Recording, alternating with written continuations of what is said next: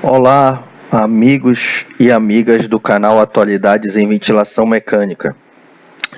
Hoje a gente vai apresentar mais um vídeo da semana.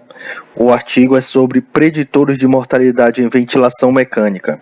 Eu sou Valmor Córdova, especialista em fisioterapia e terapia intensiva pela Sobrafir, e vamos lá ao artigo. Bom, esse aqui é o artigo, né? Fatores preditores de mortalidade intra-hospitalar em pacientes em UTI, um estudo prospectivo de corte. Então, na introdução, o artigo foi publicado nessa revista, Medicine Open, no ano de 2017, aí em novembro, um artigo recente. Na parte inicial do artigo, na introdução, só vou destacar aqui o que o autor relata, né, em pacientes em ventilação mecânica. A perda de massa muscular resulta em períodos de imobilização prolongada e pode levar à fraqueza que aumenta esse tempo. Então, a incidência de perda muscular é de 33% para os pacientes recebendo ventilação mecânica por 3 dias. Essa perda de massa muscular aumenta para 50% em 4 dias e 80% para mais de 7 dias. A fraqueza muscular se caracteriza por ser bilateral e simétrica, que leva a prolongado tempo de UTI, aumento da mortalidade e perda funcional nos sobreviventes. Tá?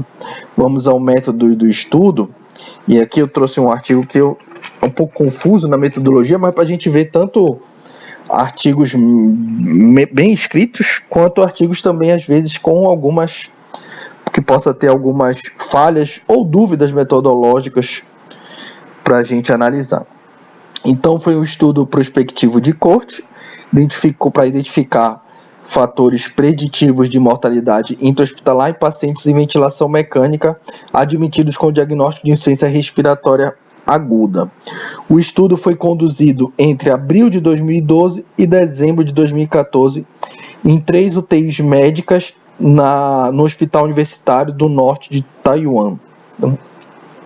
Uma UTI tinha 20 leitos, a outra 12 e a outra 24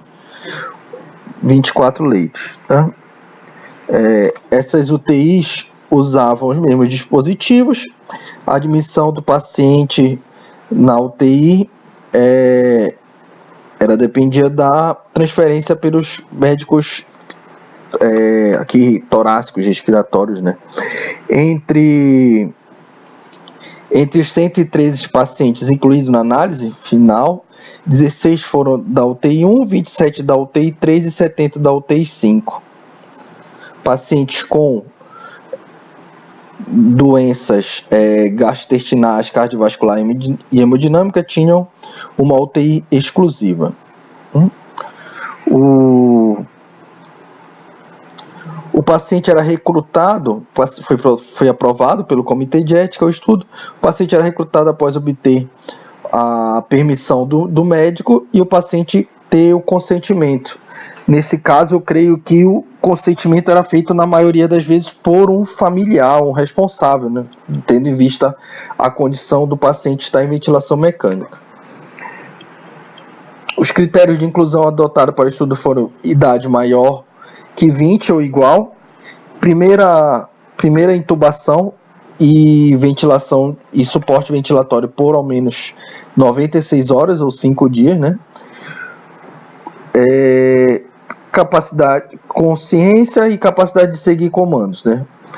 Os critérios de inclusão foram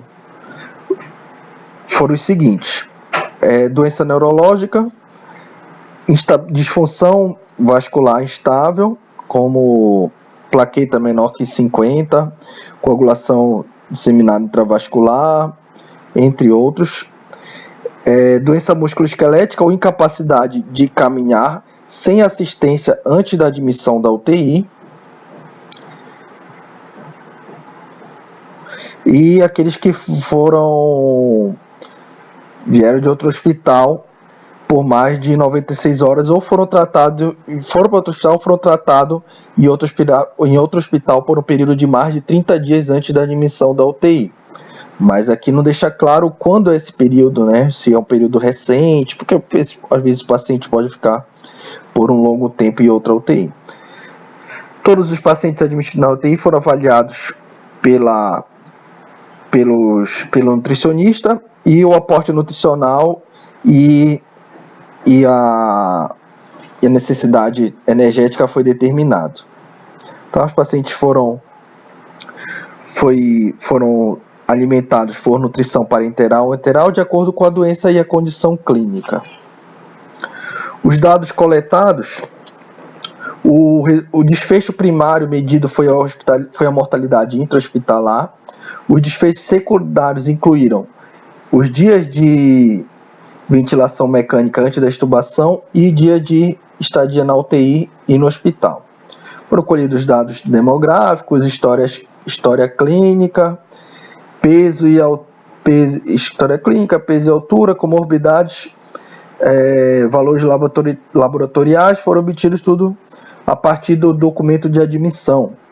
Então, mais para frente, ele até vai colocar, já vou adiantar aqui, o IMC como um fator preditor de mortalidade, mas aqui diz que o peso e a altura foi obtido da admissão, não foi avaliado pelos pesquisadores, o que é um sinal ruim de metodologia.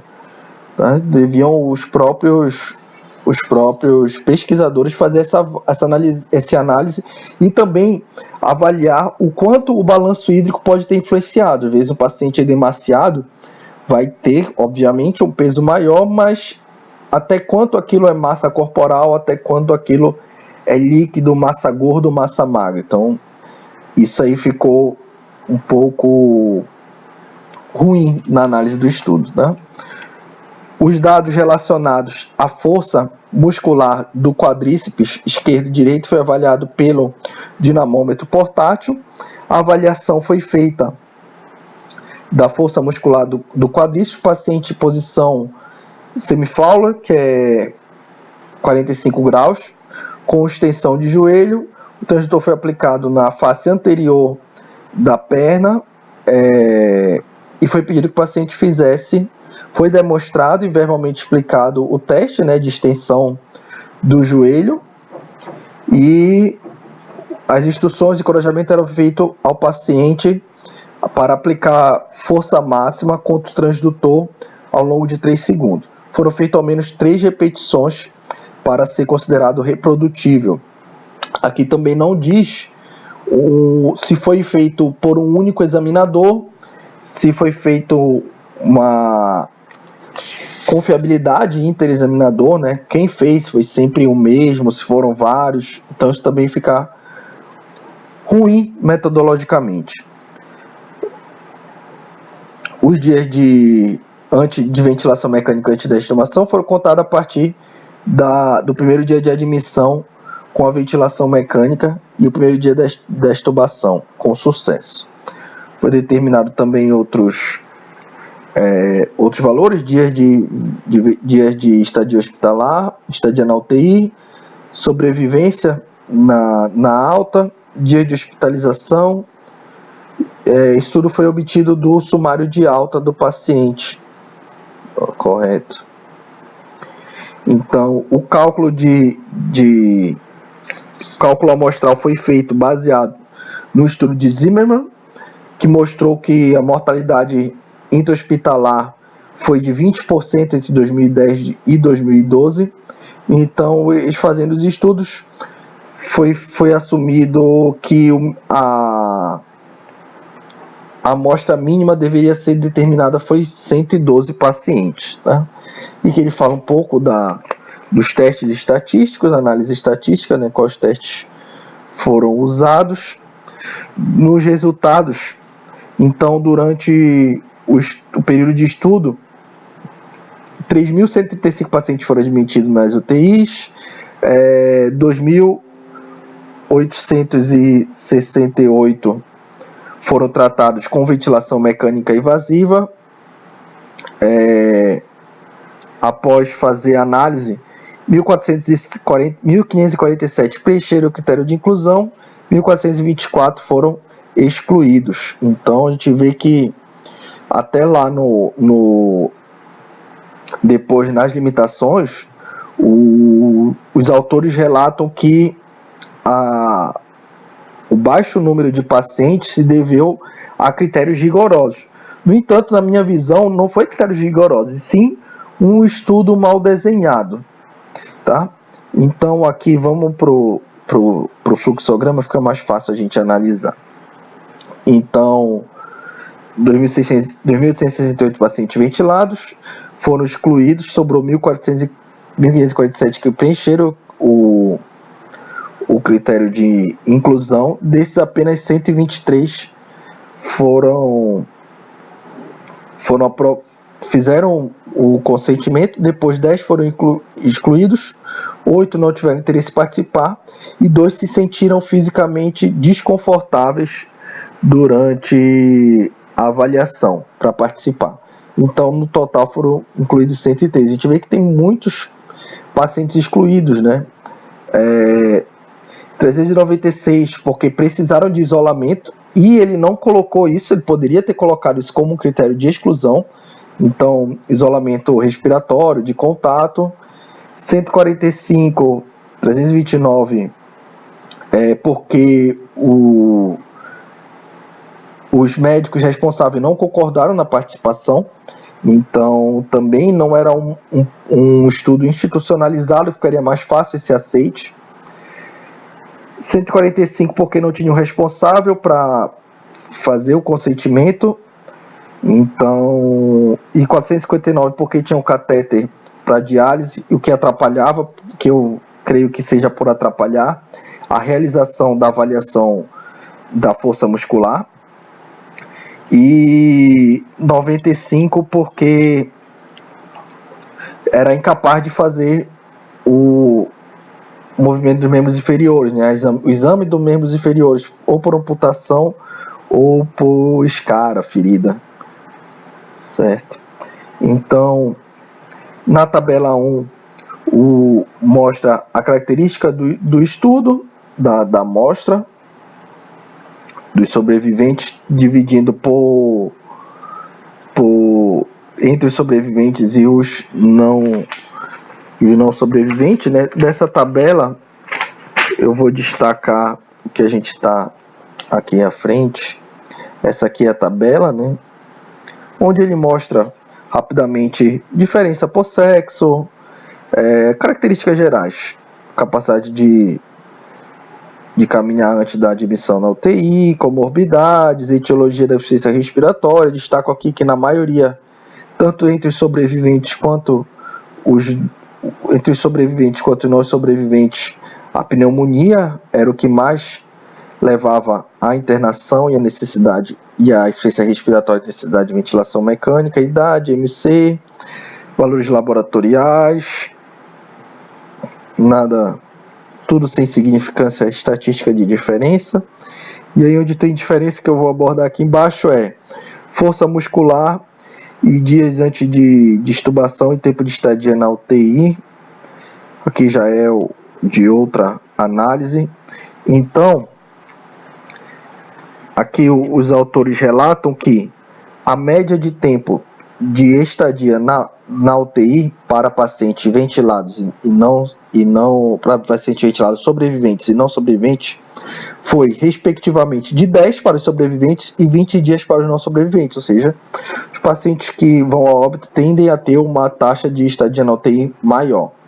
A média de estadia hospitalar entre os sobreviventes e não sobreviventes também foi de 26 dias e meio para os sobreviventes e 39 dias para os que foram a óbitos. A análise univariada indica que pacientes que faleceram tiveram significativamente uma menor média de IMC. Valores de força muscular também foram significativamente diferentes, onde os não sobreviventes tiveram uma força muscular menor que os sobreviventes. 7,41 versus 7,13 para o membro direito e 4,76 versus 7,04 de média para o membro esquerdo. As variáveis de hospitalização também foram significativamente maiores para os não sobreviventes, com o número de dias de ventilação mecânica antes da extubação maior, média de 16,69 versus 10,19, e média de estadia na UTI maior, e média também de hospitalidade maior.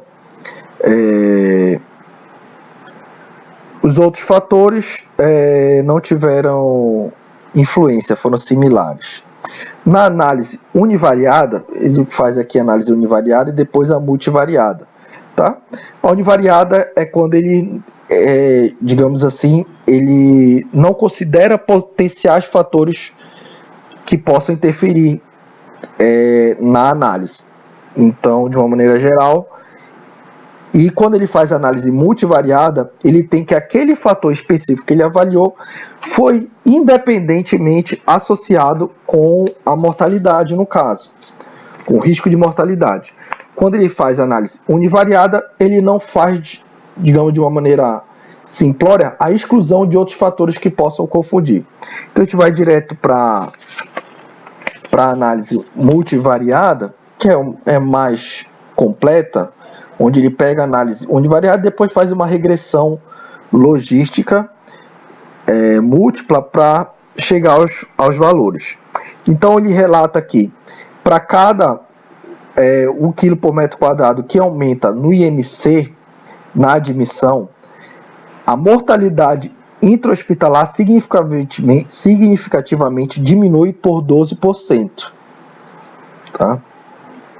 E após fazer o ajuste, também para cada unidade que aumenta na força muscular do membro inferior direito ou esquerdo, a mortalidade hospitalar significativamente diminui por 21% e 18%.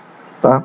Então, esses foram os 3 fatores que eles encontraram que significativamente contribuem para o fator de risco de morte hospitalar. Então, o IMC menor é preditor de mortalidade, ou seja, quanto mais aumenta o IMC, cada 1 kg por metro quadrado, ou seja, cada número que aumenta o IMC, a chance de mortalidade diminui em 12%. E para cada grau de força muscular que aumenta, tanto no membro inferior direito ou esquerdo, diminui a chance de mortalidade entre 21% a 18%. Bom, por fim, na discussão, os autores relatam que o resultado do estudo mostrou que fatores preditores para a mortalidade intra-hospitalar foram, em pacientes com insuficiência respiratória aguda, foram IMC e os valores de força muscular de membros inferiores. Então, pacientes com menor IMC ou menor força muscular tiveram significativamente maior taxa de mortalidade ou menor taxa de sobrevivência, como está aqui no artigo. Então, eles relatam que a pequena amostra do estudo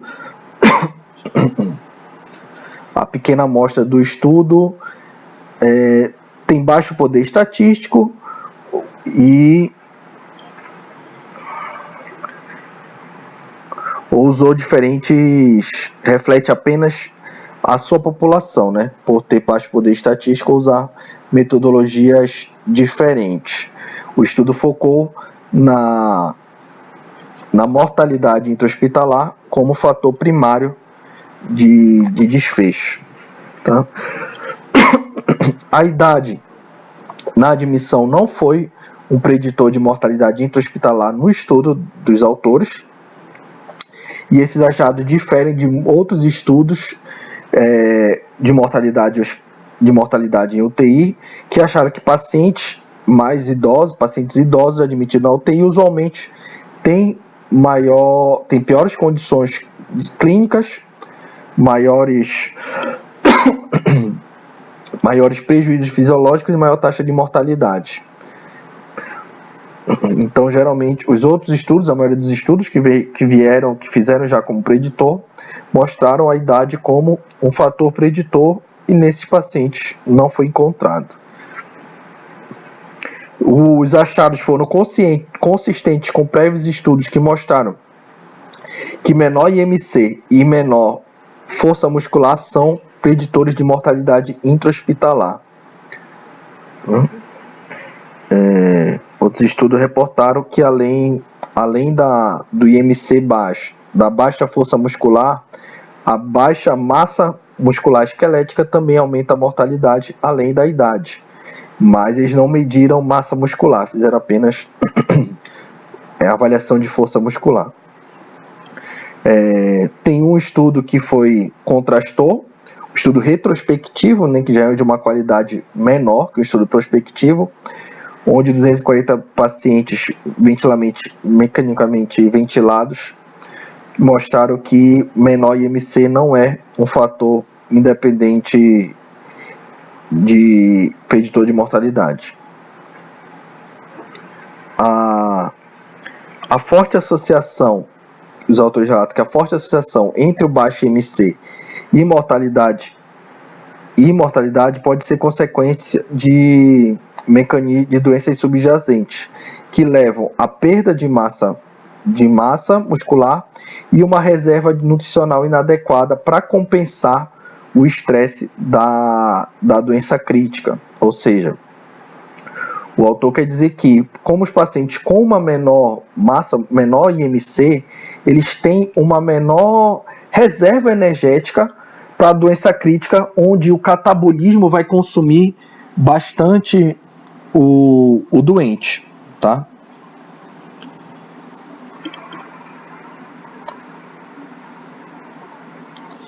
Ele fala que um estudo mostrou que o IMC não era preditor de mortalidade em pacientes idosos, e ele relata que a associação entre o IMC e a percentagem de massa gorda e os fatores de risco para a saúde são diferentes da população asiática para a população europeia, que é onde são feitos a maioria dos estudos de grande impacto, tá?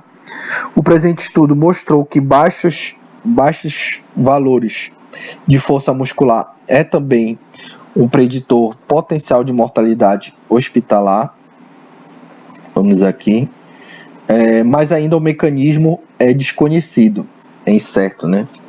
Os estudos observaram que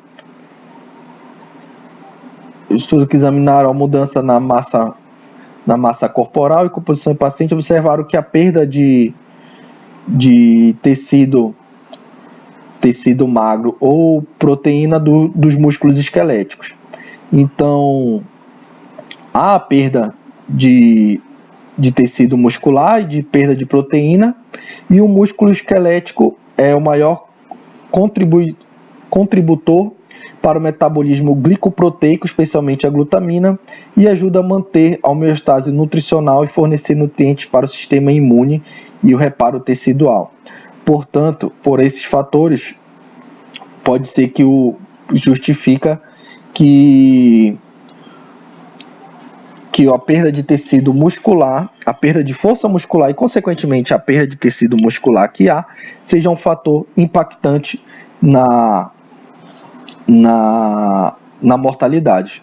Então, aí um destaque especial para nós, fisioterapeutas, né, que podemos interferir diretamente nessa minimização da perda de força e de massa muscular através da mobilização precoce. Correto? As variáveis hospitalares também foram significativamente maiores para não sobreviventes que nos sobreviventes, tais como os dias antes de ventilação mecânica antes da extubação, tempo de estadia hospitalar e na UTI. Ele relata de limitação no estudo que apenas 7,3% dos pacientes foram incluídos.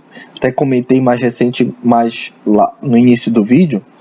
Ele relata que os critérios rigorosos de inclusão e exclusão contribuíram para essa pequena amostra. Eu creio que foi um estudo realmente mal desenhado, que deixou de avaliar vários fatores.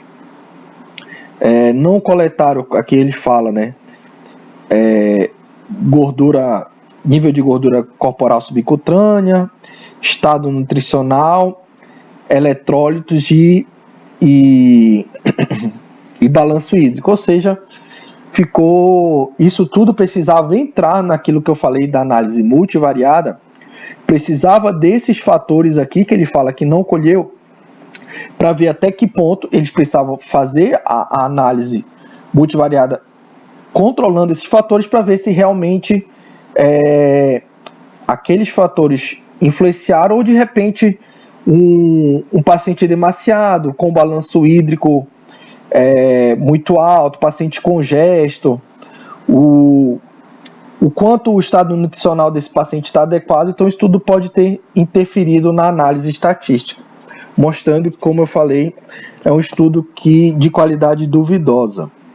Qualidade limitada, não diria duvidosa, mas qualidade limitada, mas que corrobora com outros estudos já feitos maiores e bem desenhados, que mostraram que realmente IMC e baixa força muscular, perda de massa muscular, são fatores sim que colaboram para uma mortalidade maior, principalmente porque esses pacientes não têm reserva energética suficiente para suportar uma doença crítica com um alto catabolismo, certo?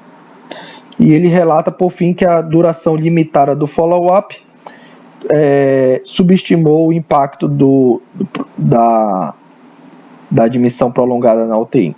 Então, concluindo, os autores relatam que os achados sugerem que a baixa IMC e baixa força muscular contribuem para o aumento da mortalidade intra-hospitalar em paciente mecanicamente ventilado.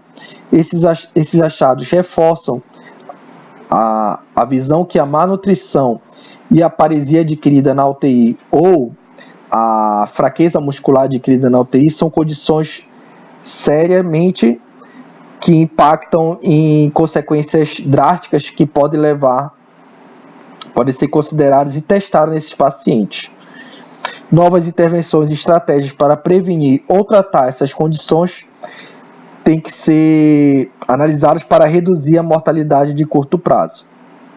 Pesquisas adicionais são necessárias para entender a contribuição que esses fatores têm no aumento da mortalidade, no aumento do risco de mortalidade. Bom, pessoal, então era isso que eu tinha para mostrar desse artigo. Se você gostou do vídeo, curte e compartilha. Não esqueça de assinar o canal para receber os próximos vídeos em primeira mão. É isso, um grande abraço a todos, fiquem com Deus.